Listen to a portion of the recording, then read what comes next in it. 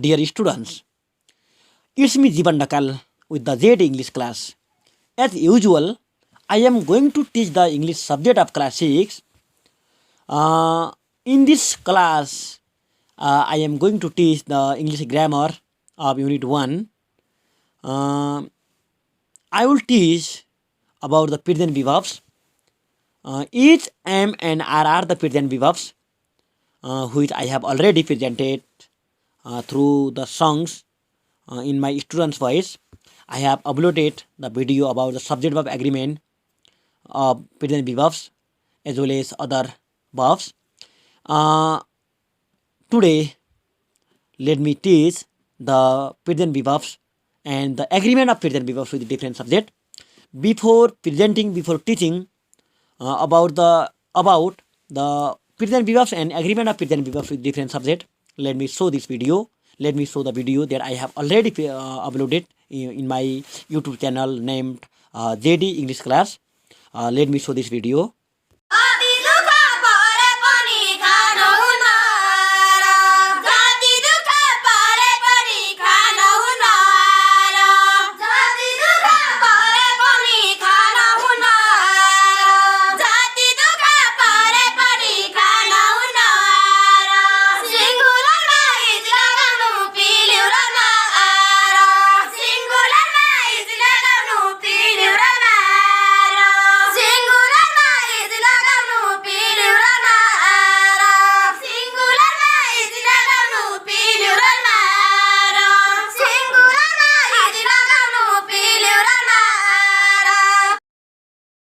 Okay, from this video, you have understood that, you have known that each always agrees with singular subject and are always agrees with plural subject. It means we should use each with singular subject and are with plural subject. हामीले जहिले पनि इजलाई जहिले पनि singular सब्जेक्टसँग लगाउनुपर्छ र आरलाई plural सब्जेक्टसँग लगाउनुपर्छ. Is जहिले पनि सिंगुलर सब्जेक्टसँग एग्री हुन्छ अथवा सहमत हुन्छ भने आर जहिले पनि प्लुरल सब्जेक्टसँग एग्री हुन्छ. For example, he is a teacher. He is a teacher. In this sentence he is singular subject and is singular verb. Singular subject always agrees with singular verb and plural subject always agrees with plural verb. In this sentence, he is singular subject and is singular verb. So he agreed with e. यो वाक्यमा he singular subject हो भने is singular verb हो. Singular subjectसँग जहिले पनि इजको प्रयोग गरिन्छ अथवा singular सब्जेक्टसँग इजको प्रयोग गरिन्छ भने प्लुरल सब्जेक्टसँग आरको प्रयोग गरिन्छ. ही सिंगुलर सब्जेक्ट भएको कारणले गर्दा he is a teacher. He is a teacher. Next example, we are your friends. We are your friends. In this sentence we is plural subject and are is plural verb. Singular subject always agrees with singular verb and plural subject always agrees with plural verb. In this sentence, we is plural subject and are is plural verb. So we agreed with are. यो वाक्यमा यो सेन्टेन्समा we plural subject हो भने are plural verb हो. जहिले पनि plural subject plural verb सँग agree हुन्छ. त्यो भएको कारणले गर्दा we are your friends. त्यो भएको कारणले गर्दा we सँग are लाग्छ. Next example, Ram is my son. Ram is my son. In this sentence, Ram is singular subject and is singular verb. So, is agreed with Ram. Ram is singular subject and is singular verb. Or is always agreed with singular subject. Ram is my son. यो जुन वाक्यमा Ram singular subject हो भने is singular verb हो. जहिले पनि is singular सब्जेक्टसँग use हुने अथवा agree हुने भएको कारणले गर्दा रामसँग इज लागेको हो. Ram is my friend. Next example, Ram and Sam are reading book. Ram and Sam are reading book. In this sentence Ram and Sam is plural subject and are is plural verb. Plural subject always agrees with plural verb. So Ram and Sam agrees with R. जहिले पनि plural subject plural भर्बसँग यो agree हुने भएको कारणले गर्दा Ram and same plural subject हो र are plural verb हो। जहिले पनि प्लुरल सब्जेक्टसँग आर एग्री हुन्छ अथवा आर लगाउनु पर्छ, त्यो भएको कारणले गर्दा Ram and Sam are reading book. Next example, they are there. They are there. In this sentence they is plural subject and are is plural verb. Plural subject always agrees with plural verb. So they agrees with R or R agrees with they. यो वाक्यमा they plural subject हो भने are plural verb हो। जहिले पनि plural verb अथवा plural subject plural भर्बसँग agree हुने भएको कारणले गर्दा देसँग आर लाग्छ, दे प्लुरल सब्जेक्ट हो। They are there. Next example, student is studying. Student is studying. In this sentence, student is singular subject and it is singular verb. Singular subject always agrees with singular verb. So is agrees with student. यो वाक्यमा student singular subject हो भने is singular verb हो। जहिले पनि singular subject singular verb सँग use हुन्छ, त्यसैले student singular सब्जेक्टसँग इज सिंगुलर verb लगाइन्छ। Student is studying. Okay. From above examples, you have understood that, you have known that it is singular verb, it always agrees with singular subject, and R is plural verb and it always agrees with plural subject. Here, S refers to singular subject and PS refers to plural subject. SB refers to singular verb and PB refers to plural verb. From above figure, we can understand that singular subject always agrees with singular verb. Plural subject always agrees with plural verb. Well, you have clearly understood about the agreement of each and R with subject, different subject. Now I want to teach you the agreement of M with subject. At first, I want to show you a video that I have already prepared and uploaded in my YouTube channel named JD JD English Class. After that, I will explain about it. Let me show this video.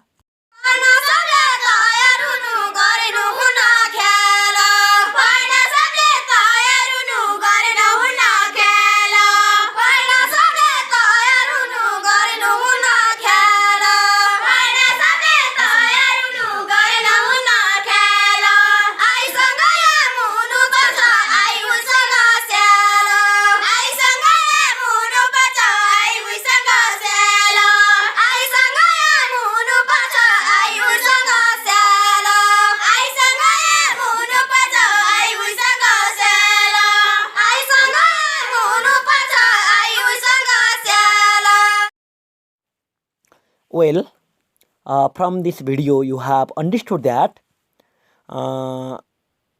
I always agrees with M. यो भिडियोबाट हजुरले बुझ्नुभएको छ कि I जहिले पनि एमसँग agree हुन्छ अथवा जहिले पनि हामीले आईसँग एम लगाउनुपर्छ। For example, I am a teacher. I am a teacher. In this sentence I is subject and am is verb. I agrees with am. जुन यो सेन्टेन्समा आई सब्जेक्ट हो भने एम verb हो। आईसँग एम लागेको छ, जहिले पनि हामीले आईसँग एम लगाउनु पर्छ। र next example, I am eating an apple. I am eating an apple. In this sentence I is subject and am is verb. I has been agreed with am. यो वाक्यमा पनि आईसँग एम लागेको छ। र next sentence, I am very honest. I am very honest. In this sentence I is subject and am is verb. I has been agreed with am. यहाँ आईसँग am लागेको छ। Well, you have understood about the use of am, are and is with the different subjects. Now let's be clear about the agreement of each M and R with different subject. Let me present some examples so that you will be clear about the agreement of each M and R. Example A. He is saying a joke. He is saying a joke. यो वाक्यमा ही singular subject हो भने is singular verb हो। जहिले पनि singular सब्जेक्टसँग is लाग्छ भने plural सब्जेक्टसँग are लाग्छ र आईसँग एम लाग्छ। हिसँग इज लाग्ने भएको कारणले गर्दा अथवा सिङ्गुलर सब्जेक्टसँग इज लाग्ने भएको कारणले गर्दा he is saying a joke. Next example, you are naughty. You are naughty. In this sentence you is plural subject and are is plural verb. Plural subject always agrees with plural verb. So you are naughty. यो वाक्यमा you plural subject हो भने are plural verb हो। जहिले पनि plural subject plural verb सँग agree हुने भएको कारणले गर्दा यु सँग आर लाग्छ। So you are naughty. Next example, Ram is calling you. Ram is calling you. In this sentence Ram is singular subject and is singular verb. Singular subject always agrees with singular verb. यो वाक्यमा Ram singular subject हो भने is singular verb हो। Singular subject जहिले पनि singular भर्बसँग use हुने भएको कारणले गर्दा अथवा सिङ्गुलर सब्जेक्टसँग युज हुने भएको कारणले गर्दा राम सिङ्गुलर सब्जेक्टसँग इज लाग्छ। Ram is calling you. Next example, students are called. Students are called. In this sentence students is plural subject and R is plural verb. Plural subject always agrees with plural verb. So students are called. यो वाक्यमा students plural subject हो भने are पनि plural subject हो। जहिले पनि plural subject plural भर्बसँग agree हुन्छ अथवा जहिले पनि प्लुरल सब्जेक्ट इज एम र आर मध्ये आरसँग एग्री हुने भएको कारणले गर्दा students are called. Next, I am helping you. I am helping you. In this sentence, I is subject and M is verb. I always agree with M. I जहिले पनि M सँग agree हुन्छ, त्यसैले I am helping you. Next example, she is teaching. She is teaching. In this sentence, she is singular subject and is singular verb. Is always agreed with singular subject, so she is teaching. She singular subject हो र is singular verb हो। जहिले पनि singular सब्जेक्टसँग इजको use हुन्छ, is am are मध्ये युजको युज हुन्छ, त्यसैले she is teaching.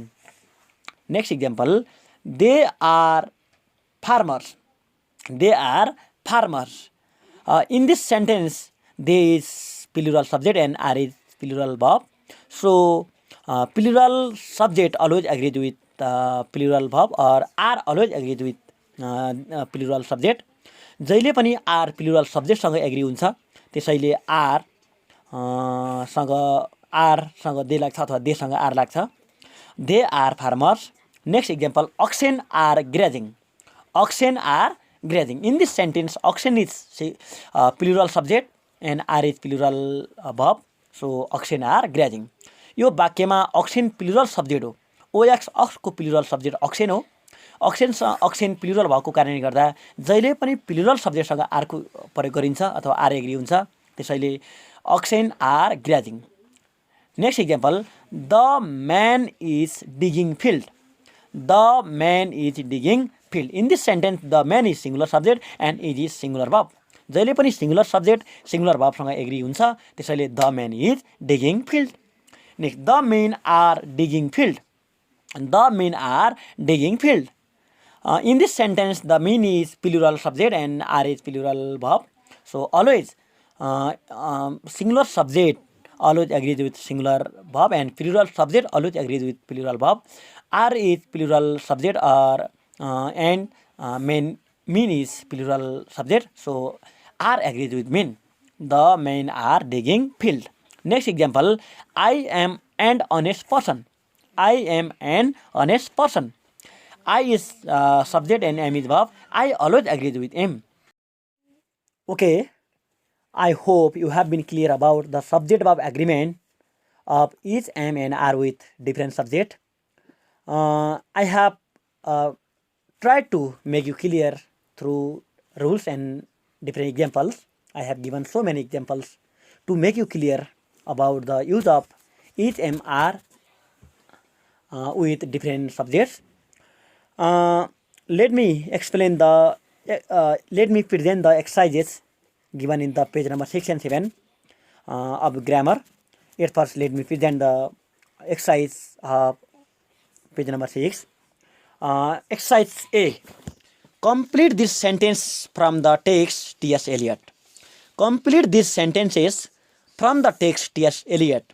T.S. Eliot को जुन टेक्स्टबाट तलको खाली ठाउँहरू भर्नुहोस् अथवा तलको जुन ग्याप भर्नुहोस् पुरा गर्नुहोस्.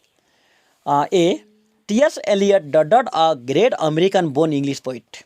T.S. Eliot a great American born English poet. At first you can guess yourself what might be the answer or what might be there among each M and R. You can guess yourself, and the answer or the answer of these questions you can see in paragraph number 1 or the first paragraph. You can see here the answer is given, or you can read the first paragraph, read this line. After that you can find the answer. Did you see the sentence, students?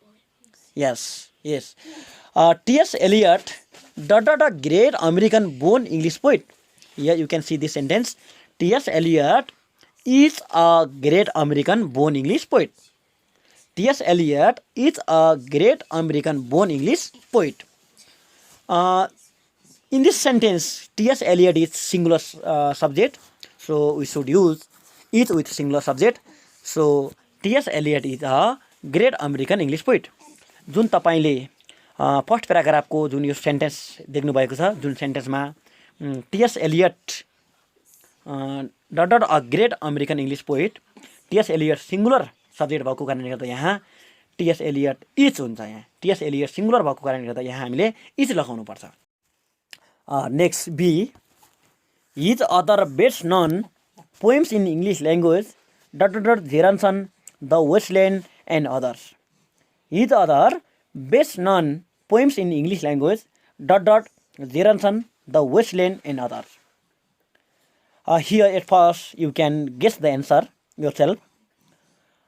You can also search the answer in the lesson T.S. Eliot. His other best known poems in English language Jeranson, the Wasteland and others. You can guess yourself. Did you guess the answer, students? Okay, I hope you have guessed.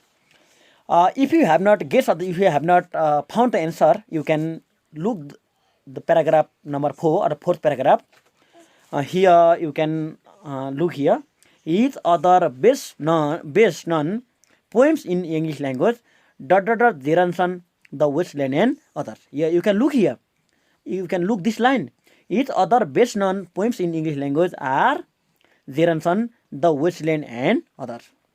His other best known poems in English language are Jeranson, the Wasteland and others. His other best known poems. This subject is plural, so we can use are with this subject. His other best known poems. This sentence is plural, so we should use are because are always agreed with plural subject. Best known poems. यो subject plural हो. जुन यो subject plural भएको कारणले गर्दा हामीले जहिले पनि आर लगाउनु पर्छ. पोएम्स बेस्ट नन पोएम्स भन्ने छ, जुन बेस्ट नन पोएम्स यो प्लुरल सब्जेक्ट हो, त्यसैले हामीले आर लगाउनु पर्छ. यसमा his other best known poems in English language are Gerontion, the Waste Land and others. Now exercise B. Look at the pictures and read. Look at the pictures and read. चित्र हेर र पढ.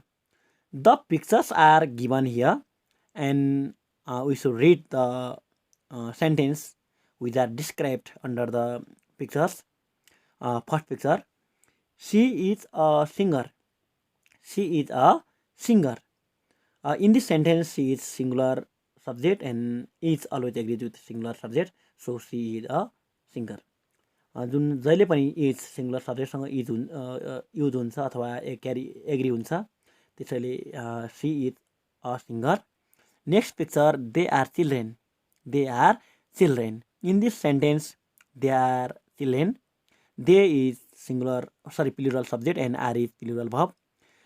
Singular plural subject always agrees with plural subject. So they agrees with are, or are agrees with they. They are children. Next picture, she is a student. She is a student. In this sentence, she is singular subject and is always agrees with singular subject. So she is a student. Next, Mr. Sharma is a driver. Mr. Sharma is a driver. In this sentence, Mr. Sharma is singular subject, is always agreed with singular subject. So Mr. Sharma is a driver. Now exercise C. Complete the sentences with is, am or are.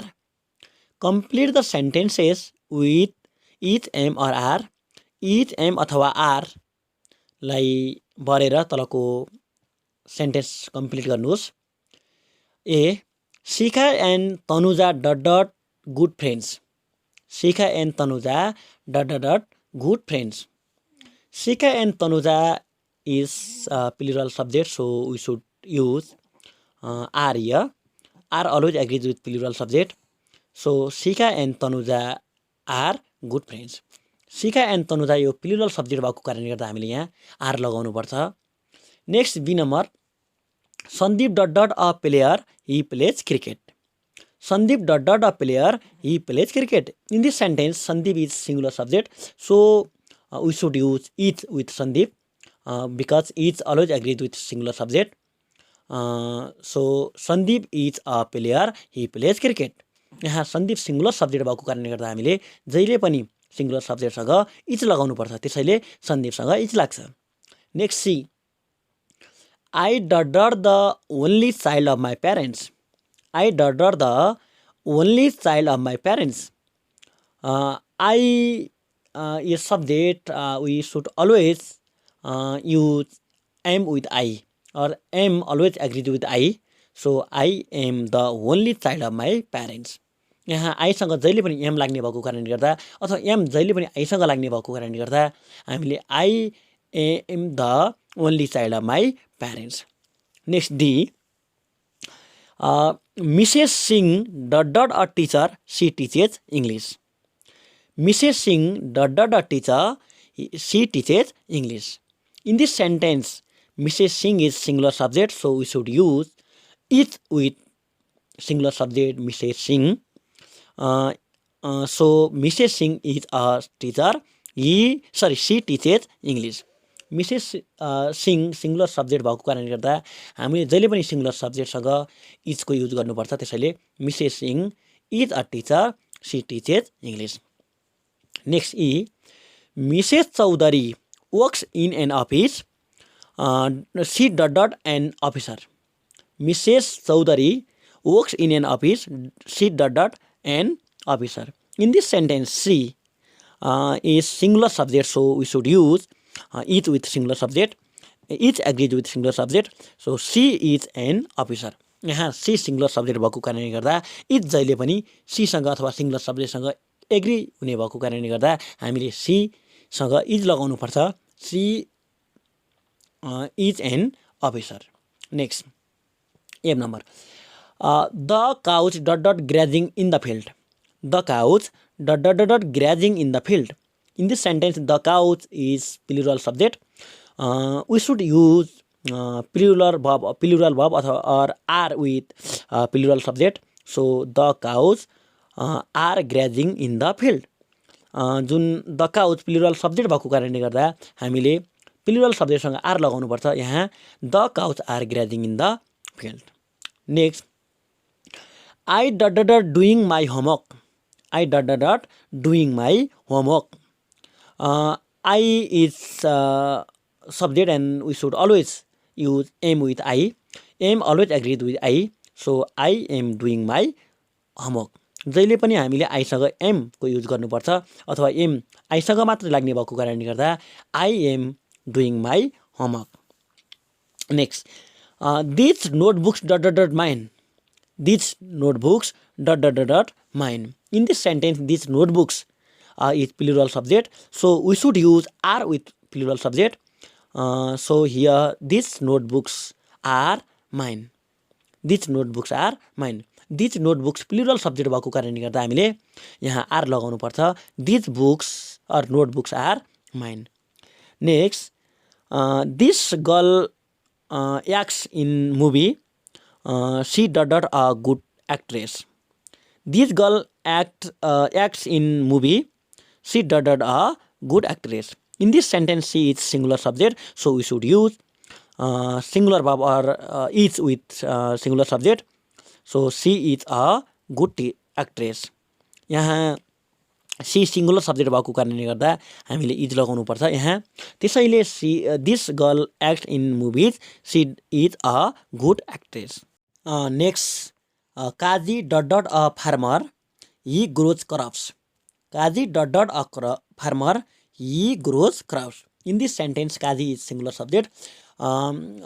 Is always agreed with singular subject, so we should use is here. Kazi is a farmer. He grows crops. यहाँ Kaji singular subject हो र जहिले पनि singular सब्जेक्टसँग हामीले इजको प्रयोग गर्नुपर्छ. त्यसैले Kazi is a farmer. He grows crops. Bye by.